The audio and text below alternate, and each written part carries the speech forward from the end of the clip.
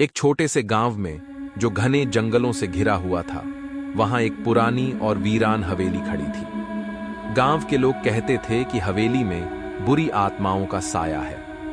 कोई भी गांव वाला सूरज ढलने के बाद उस हवेली के पास जाने की हिम्मत नहीं करता था। गांव के ही एक युवक अमन इन कहानियों पर कभी विश्वास नहीं किया।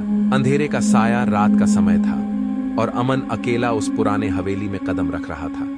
हवेली का दरवाजा जोर से चरमराया और अचानक तेज हवा का झोंका अंदर आ गया। हवेली के अंदर कदम रखते ही एक अजीब सी ठंडक उसकी हड्डियों तक घुस गई। चारों ओर गहरा सन्नाटा पसरा हुआ था और दीवारों पर लटके पुराने चित्रों के चेहरे जैसे उसे घूर रहे थे। अमन ने टॉर्च जलाई और चारों ओर देखा। दीवारों पर लगे धूल से भरे शीशों में उसकी परछाई डरावनी लग रही थी।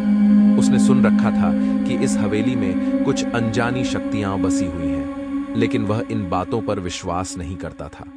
वह बस यहां अपने प्रोजेक्ट के लिए कुछ तस्वीरें खींचने आया था। जैसे ही वह मुख्य हॉल में पहुंचा, उसे लगा कि किसी ने उसके कंधे पर हाथ रखा है।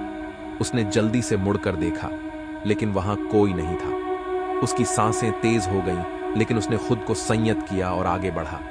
तभी उसे एक अजीब सी गंध महसूस हुई, जैसे सड़ी हुई चीज की हो। उसने अपने नाक पर हाथ रखा और टॉर्च की रोशनी को चारों ओर घुमाया। एक कोने में एक पुराना टूटा फूटा दरवाजा था। दरवाजे के पास पहुंचते ही उसे किसी के धीमे धीमे रोने की आवाज सुनाई दी। अमन का दिल तेजी से धड़कने लगा, लेकिन उसने हिम्मत जुटाई और दरवाजा खोला। दरवाजे के पीछे एक संकरी सीढ़ी थी जो नीचे तहखाने की ओर जा रही थी। अमन ने सोचा कि शायद वहां कोई पुरानी चीज हो जिसे देखने लायक हो। उसने धीरे धीरे सीढ़ियों पर कदम रखा और नीचे उतरने लगा। नीचे पहुंचकर उसने देखा कि वहां चारों ओर पुराने धूल से भरे फर्नीचर और किताबें पड़ी हुई थीं। तभी उसकी टॉर्च की रोशनी एक कोने में रखे एक बड़े आईने पर पड़ी। आईने में उसे अपनी परछाई के साथ साथ एक और साया दिखाई दिया। वह साया धीरे धीरे बड़ा होता गया और अमन की ओर बढ़ने लगा। अमन ने जल्दी से पीछे मुड़कर देखा, लेकिन वहां कोई नहीं था। वह तेजी से वापस सीढ़ियों की ओर भागा, लेकिन जैसे ही उसने ऊपर पहुंचने की कोशिश की, उसे लगा कि किसी ने उसका पैर पकड़ लिया है। अमन चिल्लाया, कौन है? छोड़ो मुझे!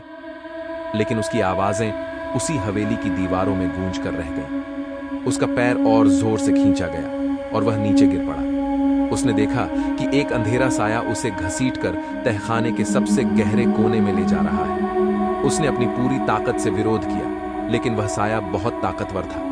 उसके बाद अमन की चीखें हवेली के बाहर तक सुनाई दी, लेकिन कोई उसकी मदद के लिए नहीं आया। अगले दिन गांव वाले जब हवेली के पास से गुजरे तो उन्होंने अमन की गुमशुदगी की खबर सुनी, लेकिन किसी ने उस हवेली में जाने की हिम्मत नहीं की। कहते हैं, उस रात अमन की चीखें हवेली के चारों ओर गूंज रही थी और वह अंधेरा साया अब भी वहां किसी नए शिकार की तलाश में घूम रहा है।